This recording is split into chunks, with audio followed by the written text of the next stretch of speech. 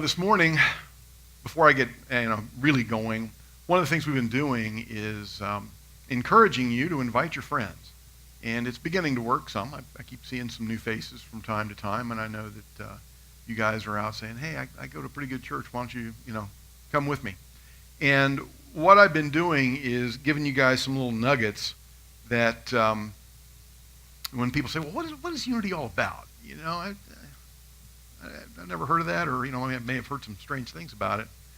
And one of the things that we teach that's a simple thing that you might be able to remember to just tell folks about them is, and this kind of speaks to something I'm going to talk about this morning, is we all have an innate capacity to know God through direct experience. And what that essentially means is we are one of the mystical branches. We have probably more in common in our core beliefs with the Sufis of Islam and with some of the mystical members of the Jewish faith who go into the Kabbalah. We actually have a Kabbalah study group here on Thursday evenings. Than we do with some of our more traditional friends in Christianity.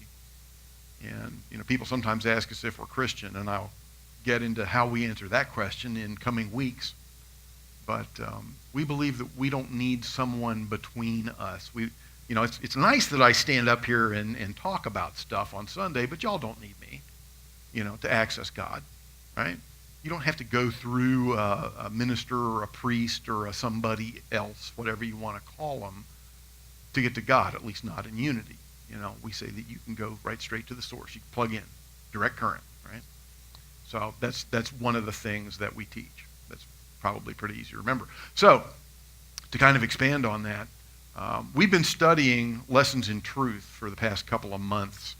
And it is the first book that Unity published when they were getting started. Unity actually began as, not as a church, but as a publishing effort. The Fillmores, Myrtle and Charles, who founded Unity, were actually just trying to get the word out about how Myrtle had been healed of tuberculosis. And essentially they were publishing little pamphlets, and they'd started a magazine and were sending articles out in the magazine. And they had begun responding to prayer requests, which is how Silent Unity was born. And if you don't know who Silent Unity is, they're our 24-hour-a-day, 365-day-a-year prayer service that you can access by dialing 800-NOW-PRAY. Right? They've been praying with people for over 125 years. And they began with people like writing them letters, and then they would write letters back. And eventually the telephone ministry began, and now, we have an online ministry, and you can get the app for that. And there's always someone there. Anytime, day or night, you need help. You can reach out, and someone will say, Silent Unity, how may we pray with you? So Lessons in Truth actually began as a series of articles in the old Unity magazine around the turn of the last century. And they decided, wow, this is such good stuff. Dr. Cady, it's interesting, the Fillmores didn't meet Emily Cady until about 25 years after they published this as a book. She wasn't from the Kansas City area where they were based out of. But this has kind of become the bellwether when people say, well, what is Unity all about? I will say, well, if you read Lessons in Truth, you get a pretty good idea. Now, the thing about it is the language is a little dated. If you've read books that were written around the turn of the last century, they may seem a little flowery and a little formal to you. So I do my best to paraphrase things. But it still contains a great deal of truth. And so we go back to it from time to time. And another thing that seems to be important to folks here in Birmingham is that Dr. Cady cites a lot of biblical references when she is laying out the philosophy. So it's nice for some of us to be able to tell, Aunt Margaret, well, yeah, it actually does come from the Bible, and right here is, here's a couple verses for you. That'll make you happy. So where we're at is we are talking today about something called the secret place. And what Dr. Katie says is that all people have a longing for God, that we may think of it in other terms. We may not know what it is, but we are all searching for that connection with God. For a lot of us, it takes different forms. You know, I personally used to pour a lot of alcohol into the God-shaped hole that was in my heart. Some people go after fortune, fame, money, success, stuff.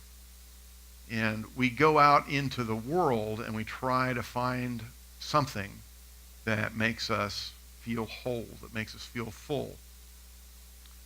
But again and again, you know, what we find out is that the one thing that can actually fill us up and make us whole is not something we find on the outside, but in that secret place within. And when it gets down to why is it we want God, or whatever name we want to call it, God, Spirit, all the other names that, you know, all the other faiths and all the other languages in the world call the universe, the ultimate, the all. Why is it that we need that? And, you know, there are really a couple of reasons. And one of them is that, bottom line is, we get scared. We get scared as human beings. There are scary things out there that happen to us. One of the things that she uses that's from the Bible that addresses this fairly early on in the chapter is she cites Psalm 91. And it is so central to what she's talking about that I wanted you to hear it today. And we're going to have it read for us by one of our youth, and that's Jack Lynn. Jack, would you come on up?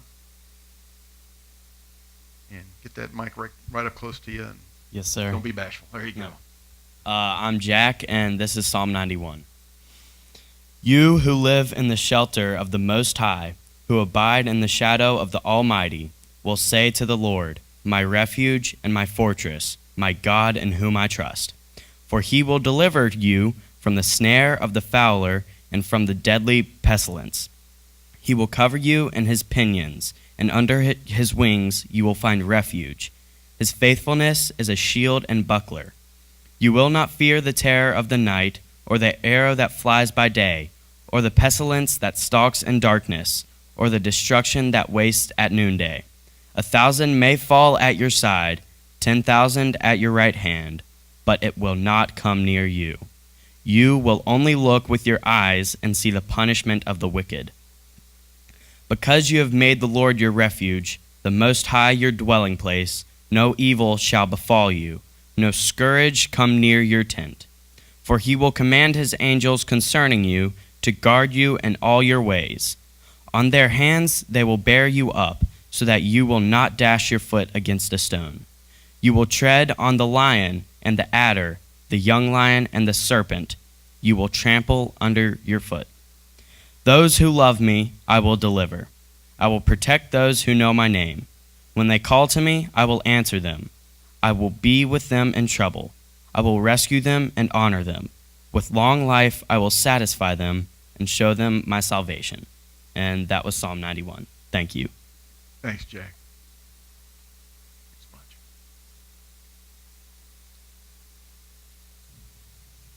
There are a lot of soldiers that have Psalm 91 on a T-shirt or on a bookmark, or, you know, I think I've even seen it printed on two sides of a coin, printed very small. We call it the Soldier's Psalm because it talks about being protected in even those kind of dire circumstances that soldiers find themselves in. But the truth is we all find ourselves in dire circumstances. I had one of our congregants one time, we were discussing the prayer for protection. And I had pointed out that it had originally been written for soldiers who were going to go into battle in the Second World War. And she said, well, Reverend Charles, you know, we all go into spiritual war, combat. And I said, you got a point there.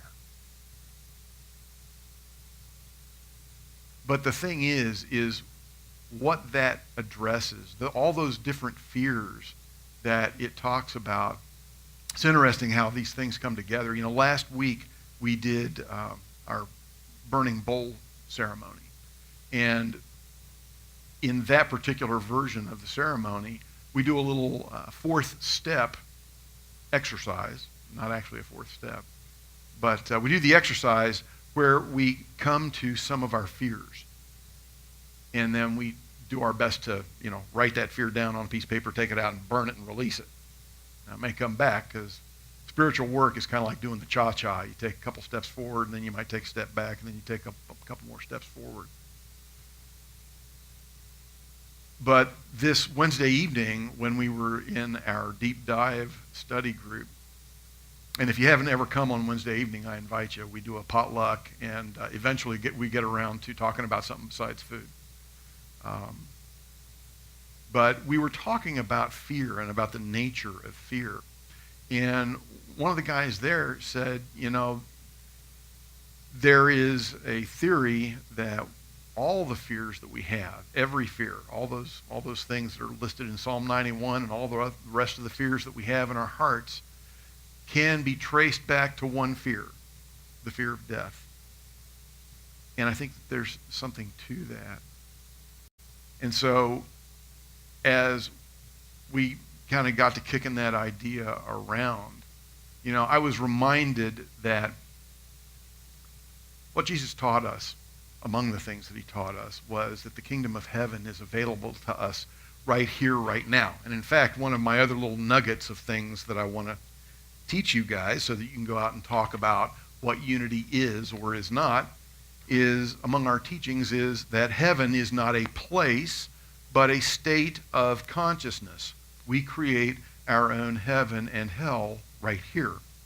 Now, when we say heaven now, y'all, like I have on my little button here, we take that literally, that this place can be the kingdom of heaven right here, right now, if we live in that kingdom of heaven consciousness, right? Because heaven is a state of consciousness, not a destination, right? So I was reminded of a book that one of our members lent me while I was, actually I still kind of have it, while I was overseas, called Your Soul's Plan.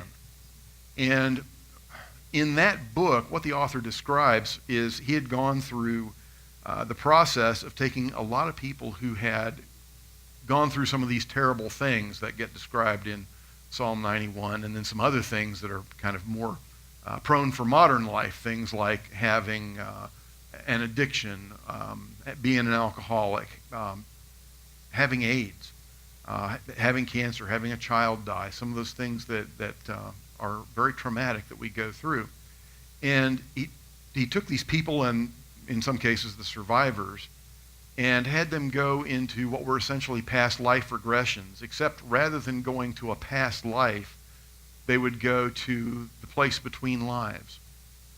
And his assertion was, and the data that he gathered suggested that these folks' souls had decided that they wanted to have these experiences when they got here to help them grow.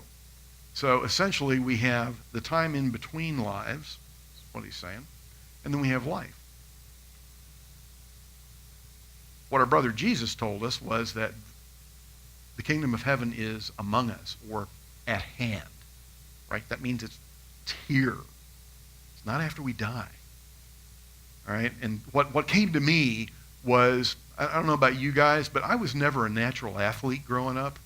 Like when I was a kid, I sat on the bench more than I was out there either on the court or the field. And it seems to me that this time after we die, when some of our more traditional brothers and sisters would say that's when we go to heaven, really, if Robert Schwartz is the guy that wrote this book, if he can be trusted, that's really kind of our time on the bench, or halftime, when we're in the locker room getting ready to go back out and go back and see if we can get into the kingdom of heaven. And we don't get into the kingdom of heaven simply by saying, I believe this one thing, right? The way that we do that is by living the kingdom of heaven consciousness. And one of the key ways that we do that is by understanding that secret place, that place where we access the divine, where our consciousness meets the Christ consciousness, is within. It is available to us at all times when we remember and when we go in, when we access it. One of the things that Emily Cady, Dr. Cady, the author of Lessons in Truth, says is that nobody can give us this thing. Nobody can just say, okay, here you go. Here's your secret place. That'll be $10.95. As much as people may make you think that. You know, I can't just give it to you. I wish I could, right? I wish I could just say, here you go.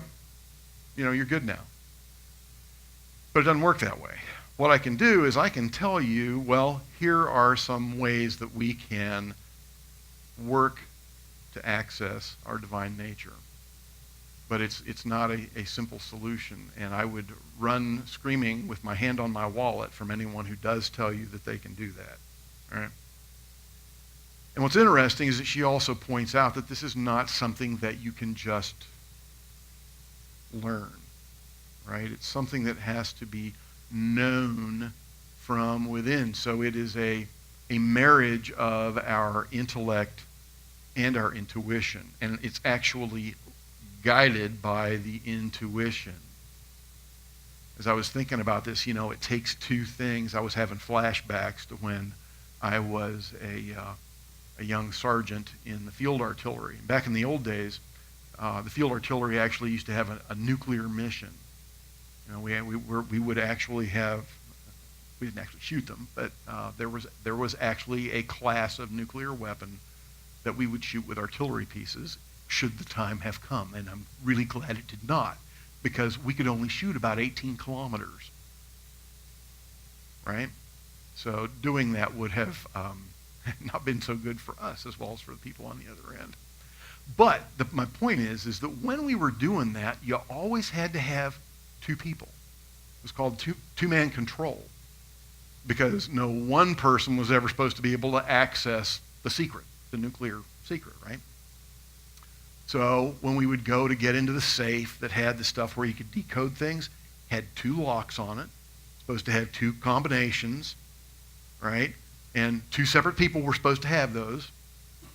Although in actuality, usually be like, Sergeant, where's the combinations, right? Just open them up. But then two people would have to decode everything, and then two people would have to take the nuclear fire order down to the firing line.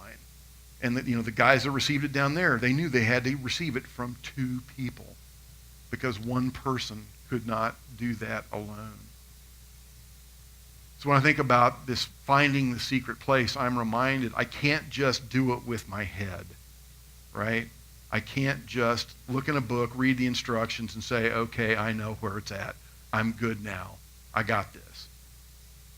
My heart, my intuition, my Christ self has to be involved in this, or it's not really going to work. Now, I can go through the motions, and to be honest with you, this is kind of one of those places where sometimes it is the act of going through the motions that gets us where we need to go. Some people like to say, fake it till you make it, and I think that's a little disingenuous. We're not really faking it, you know. We're just trying our best. We're doing our best for today. I tell people in 12 steps sometime, because prayer and meditation is a big part of the recovery process. And man, there's a lot of us that come in that are really far away from God. There are people who come in and they're just like, I don't believe in God. I'm not down with that. If you guys try to help me find something else.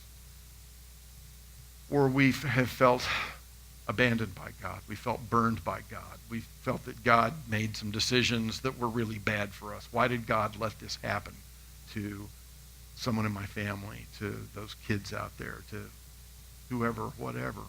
We don't have a really great relationship with God, right? So like, I can't do that. I can't really pray. And what I tell them is trying to pray is praying. Just try. because I know my own personal experience in trying to pray and trying to meditate when I first got sober was, for a long time I wasn't sure it was going anywhere. But then I realized at some point that the prayers that I was praying, they weren't necessarily changing God, but they were changing me. The act, the discipline of prayer and the discipline of meditation were working in me, and that was the point of the exercise. So what we do is we engage in those disciplines that allow our intuitive nature to come forward, to work with our intellect, and to help us open to the fullness of all that there is in this secret place. There's a lot that's been written about this place, this time, this moment when we come together with Spirit. And the honest truth is, we're never apart from Spirit.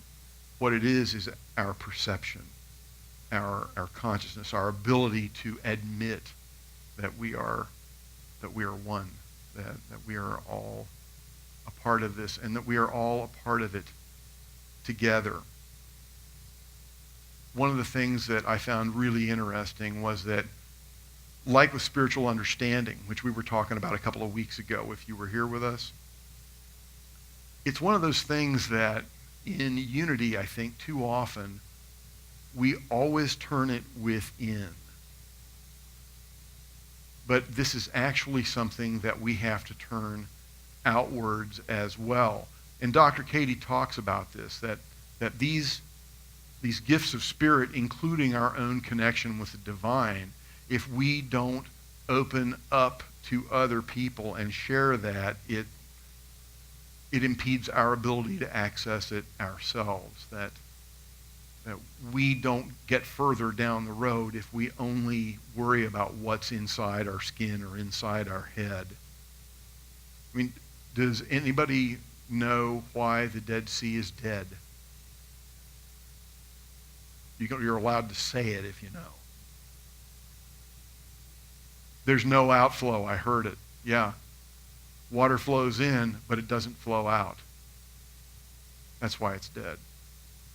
All the salts and all the stuff that gets carried down from plants, and all the runoff goes in there, and it doesn't have any place to go, so it just stays, and it's become dead to life. And the same thing happens to us. And I wanted to share this, just one quote with you from this, where she talks about what we are called to do.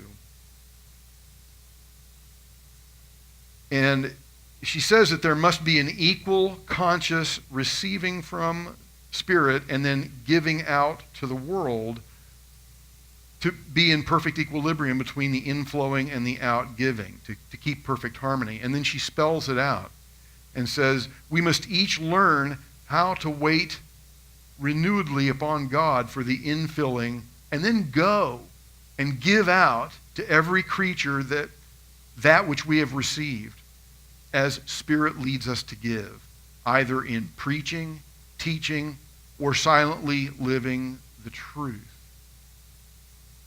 Preaching, teaching, or silently living the truth. Y'all don't have to preach if you don't want to.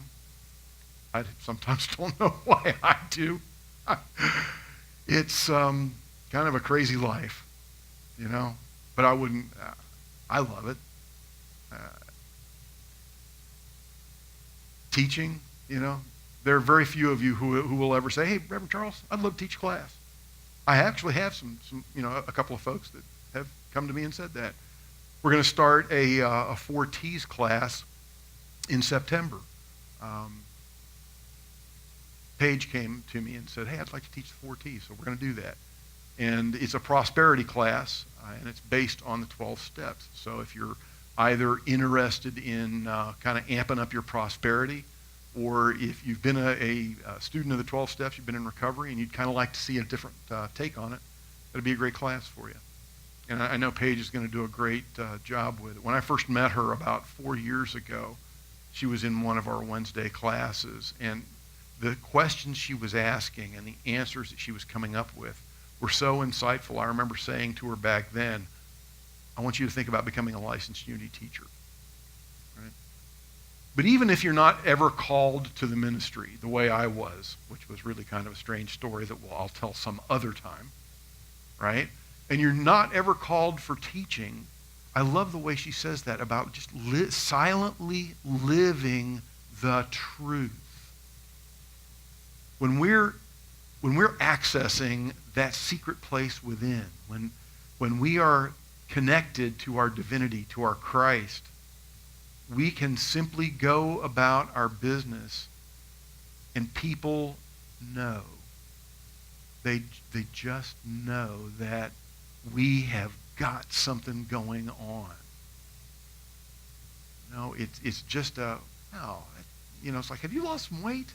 Or, you just look like, did you do something different with your hair? It's just people, when we get into the groove of being connected with Spirit, we just feel better. And because we feel better, we present better.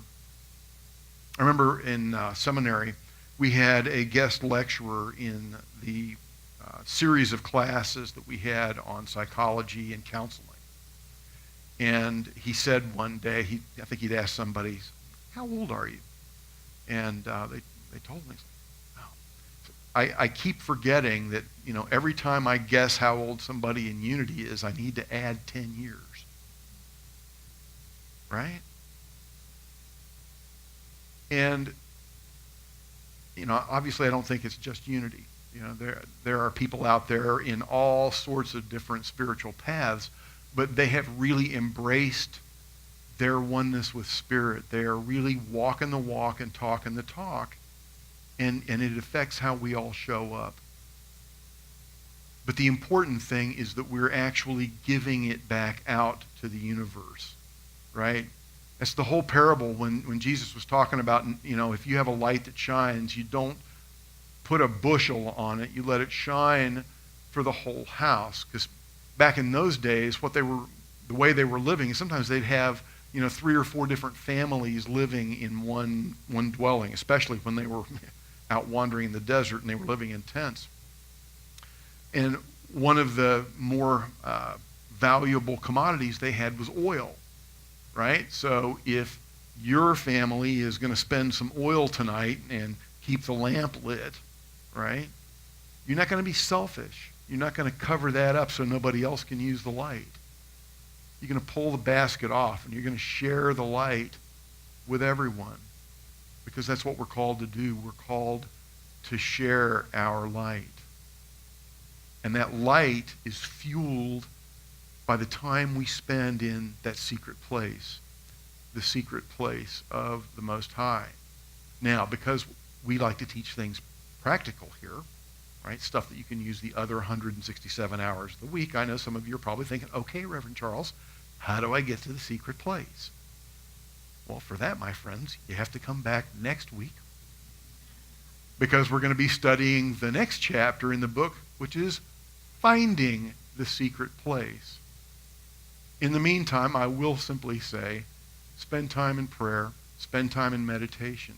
If you think you can't pray or you can't meditate, I say again, trying to pray is praying, trying to meditate is meditating.